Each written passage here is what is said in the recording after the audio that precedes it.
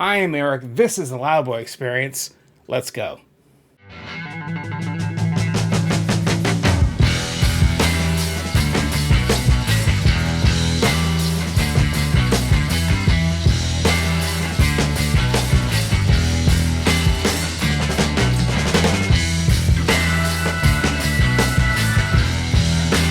The massive gray walls of the temple rise from the heart of every Federation city.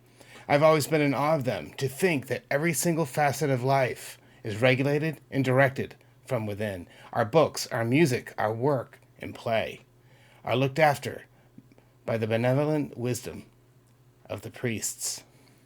Everything's looked after. Everything's controlled. Here's part of the lyrics.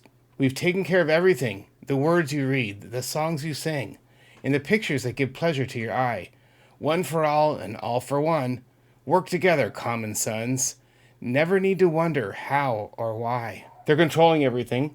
You can't ask questions. You have to fall in line. You're doing it for others and not yourself. Is that really fair? Is it fair to take someone's freedom from them? Is it caring? These priests, you could sub them in for any government that does this or tries to do this. Do they really care about you if they don't let you ask questions? If they don't let you have a voice? If you have no opinion other than the common opinion, the common sons? All for one, one for all. Don't ask questions and don't wonder why or how. Just fall in line and do what we say. I wonder, is that relevant today? Are you guys seeing this around the world? Certain governments controlling everything, trying to control everything, wanting to control everything, every little facet of life.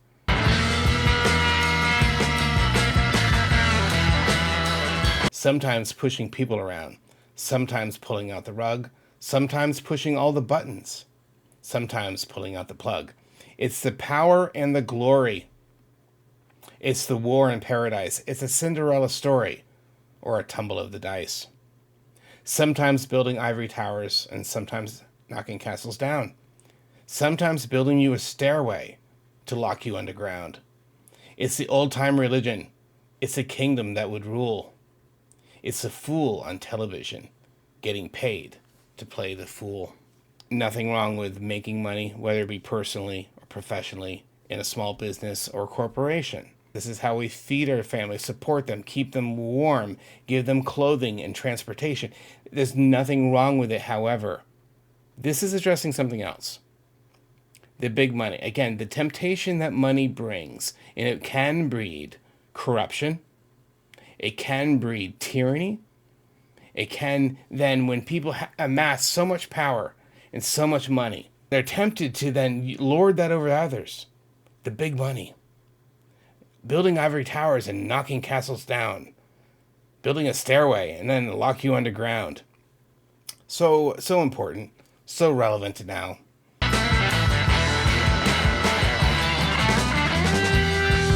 I bet you there's so many of you out there who can completely empathize with the story that's told with Subdivisions. And yet, the song remains so relevant not only in the high school halls and the shopping malls, but in our communities. It's easier to control people when you divide them. You divide them into camps, whatever it might be. How you look, where you're from, what you believe in.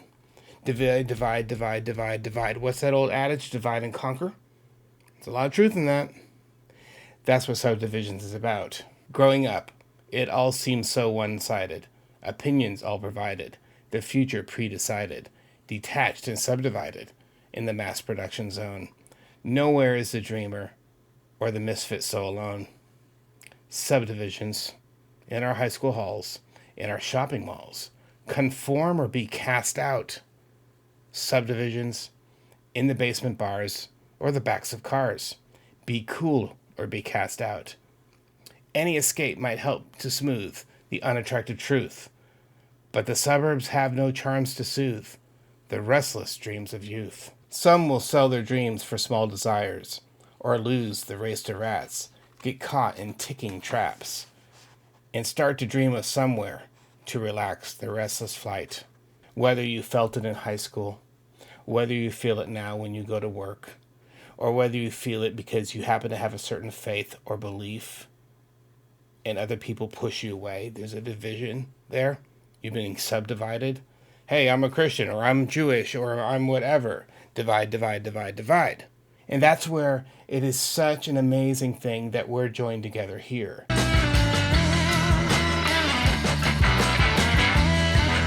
Suddenly, you were gone from all the lives you left your mark upon.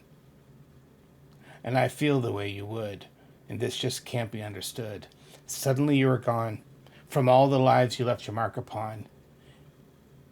And I feel the way you would. This just can't be understood. Of course, this is Afterimage. And it is kind of like that de facto reference that so many of us make all the time with regard to us as a Rush family, Getty and Alex, losing Neil. We talk about Afterimage because suddenly he was gone. Suddenly to us, Neil fought a long, hardened battle with cancer. And very few people knew about that.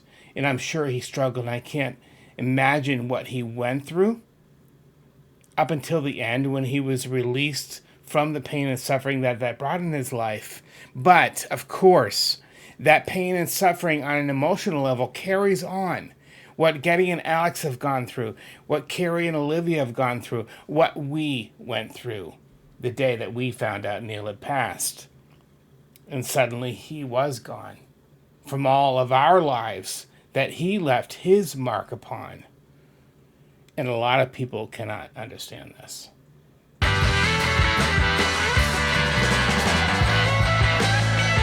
The message of the song is always relevant because it talks about life and family and what's important. These are the final lyrics from Neil.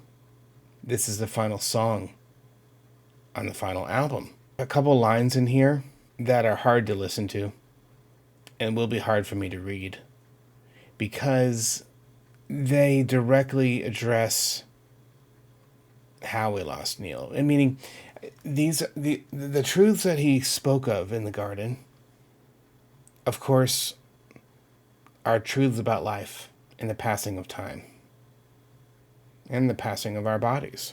The arrow flies when you dream, and the hours tick away. The cells tick away. The hours tick away. They tick away. The measure of life is a measure of love and respect.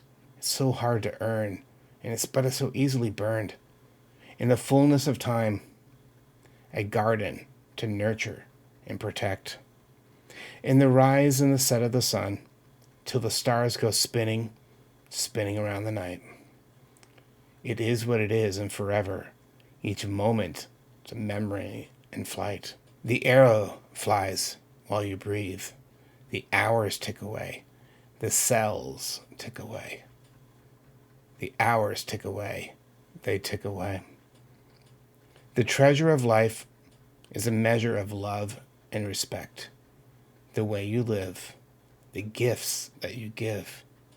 In the fullness of time, it's the only return that you can expect. The future disappears into memory, with only a moment between. Forever dwells in that moment. Hope is what remains to be seen. The hours tick away, and as we get older, it feels like they go faster. The cells, they tick away. But it's what makes life so valuable. It does have an end. This life here on earth in this temporal realm has an end. It gives extreme value to how we use these hours ticking away. Well, the treasure of life is a measure of love and respect. The way you live and the gifts that you give. How we live is important. How we use these hours ticking away is important. How we use the cells of our bodies during this time that's ticking away is important. It's a beautiful song. I can't listen to it without getting emotional now.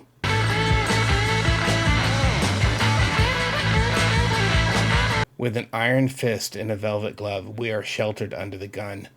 In the glory game on the power train, thy kingdom's will be done.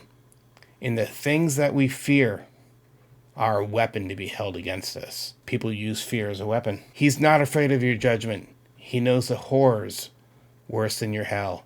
He's a little bit afraid of dying, but he's a lot more afraid of your lying.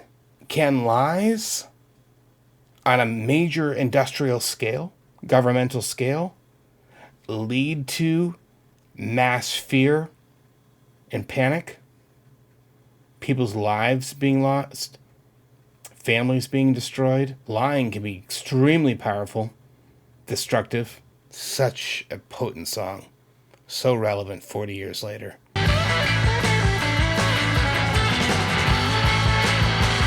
Madmen fed on fear and lies to beat and burn and kill. They say there are strangers who threaten us, and are immigrants and are infidels.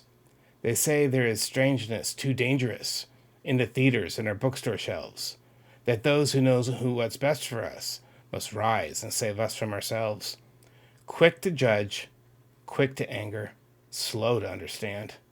Ignorance and prejudice and fear, they walk hand in hand. These lyrics are amazing. Those that know what's best for us must rise and save us from ourselves. It's about controlling us.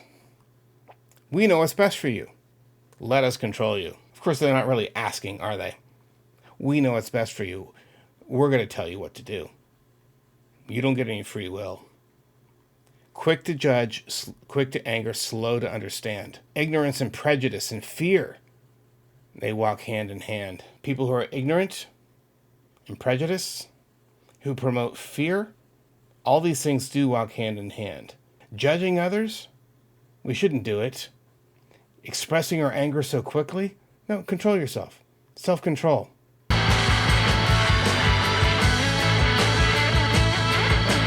So much style without substance. So much stuff without style. It's hard to recognize the real thing, but it comes along once in a while. Shapes and forms against the norms, against the run of the mill. Swimming against the stream, life in two dimensions. This is addressing what's real and what's fake, where so much of what we're given is based on lies and just marketing that can be deceptive. And in this grand design, he's talking about style without substance, stuff without style.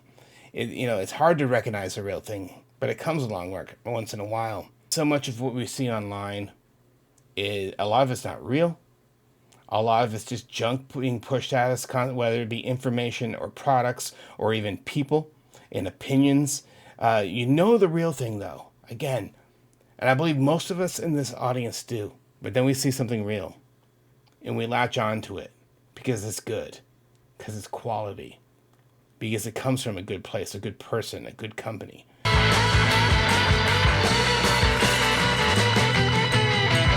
Computerized clinic for superior cynics who dance to a synthetic band. In their own image, their world is fashioned. No wonder they don't understand. Computerized clinic. To me, that instantly makes me think about today's doctor's offices, modern medicine, where so many doctors and nurses, they're looking at an iPad the whole time, and they're scrolling through a database. Oh, your toe hurts? Okay. Oh, here's the toe. No, these are the questions I ask you. They're not actually listening to you. For superior cynics who dance to a synthetic band. Do we have any synthetic bands these days? Created by computers, auto-tuned into perfection, Pro Tools to the end of the earth. In their own image, their world is fashioned. No wonder they don't understand. When people fashion their own worlds in their own image, completely self-possessed by them, it's called bubblethink. And we see that now in certain segments of the world. Bubblethink. They all think the same. They all conform. And anyone outside of that must be canceled and gotten rid of. Because you're not part of the bubble.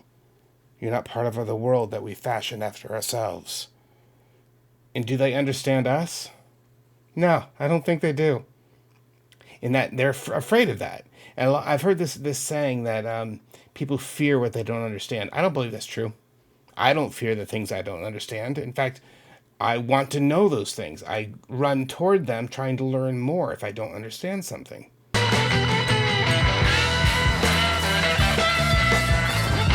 One humanoid escapee, one android on the run, seeking freedom beneath the lonely desert sun, trying to change its program, trying to change the code, crack the code, images conflicting into data overload. And of course, the iconic 10010001 SOS. It replays each of its days, 100 years of routines. It bows its head in praise to the mother of all machines. I think of quantum computing. I think of the insane push for AI, for artificial intelligence, for automation, for robotics. Sometimes when technology comes out and it reaches a certain point and they see benefits of it, they want to push.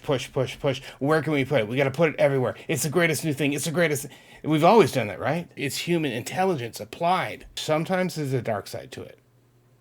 It makes you wonder, is all of this beneficial to us? I don't believe machines will truly think. I don't think that's even possible.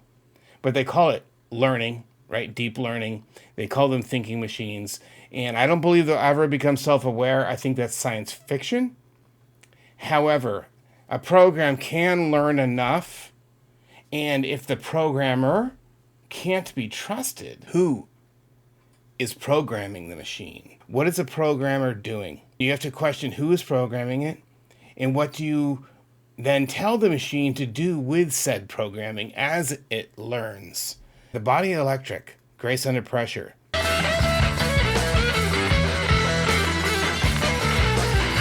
Some kind of trouble on the sensory screen.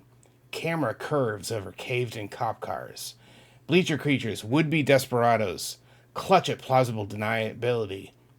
Don't touch that dial. We're in denial until the showcase trial on TV. Camera curves over caved-in cop cars. Think back. Have you guys seen some riots in the last 4 years? Cities burning. Cop cars destroyed. Cops killed. In the name of what? Yeah, this is happening. When we watch these things and we feed on them as if it's entertainment, and you have to ask the question, is this healthy? Should we be promoting these things and making money off of the lives of others, the loss of lives, families torn apart, and the small businesses burning? Some kind of pictures on the Sense O'Clock News. Miles of yellow tape, silhouetted chalk lines, tough talking hood boys and pro team logo knockoffs. Conform to uniforms of some corporate entity. These major corporations, these corporate entities, create lines of clothing and merchandise. A part of the rebellion seems to be conforming to the identity created by a corporate entity. It's not rebellion. You're just falling in line. Don't change that station. It's Gangster Nation. Now, Crimes and Syndication. Neil really nailed these lyrics in pointing out how we sensationalize crime.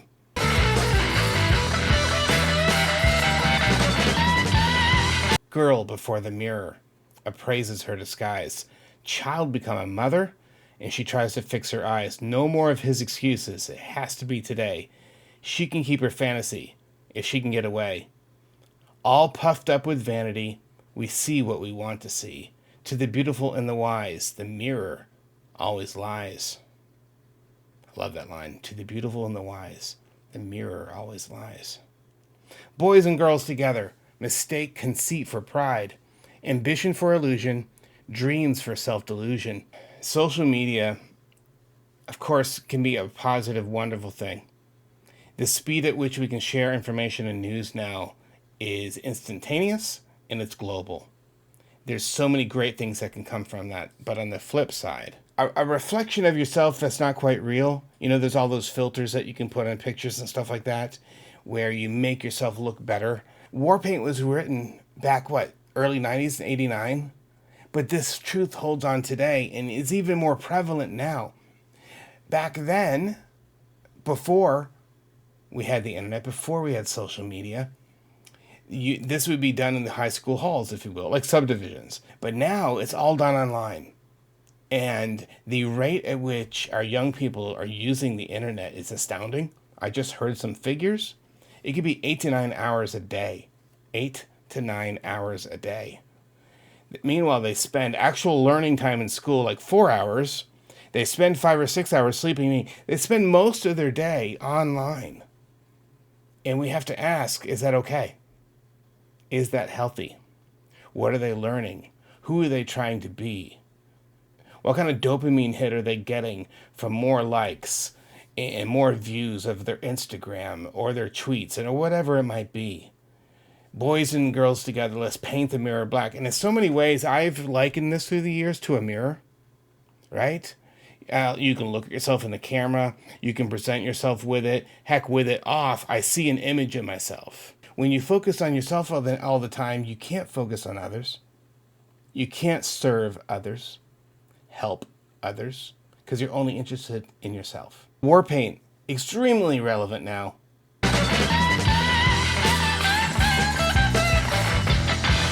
The universe is sustained by balance. There's a balance of things. Night and day, hot and cold, good and evil, right and wrong. Gravitational forces and how we go around the sun. There's a balance there. This balance of nature, this balance of the universe also can be applied to humanity. And a lot of times in nations, communities, and globally, there can be a dichotomy of things, two sides to every story, if you will. This song addresses that really well. Half the world hates, while half the world does every day. Half the world waits, while half gets on with it anyway. Half the world lives, half the world makes, half the world gives, and the other half takes. Half of us divided like a torn up photograph. Half of us are trying to reach the other half. Half the world cares, while half the world is wasting the day. Half the world shares, while half the world is stealing away. There always will be a dichotomy of things, something achieving balance. For all of you who have subscribed, thank you. And if you haven't yet, please hit the subscribe button, like it if you like it, and share this with your friends. I am Eric, and this is the Loudboy Experience. You guys have a good night.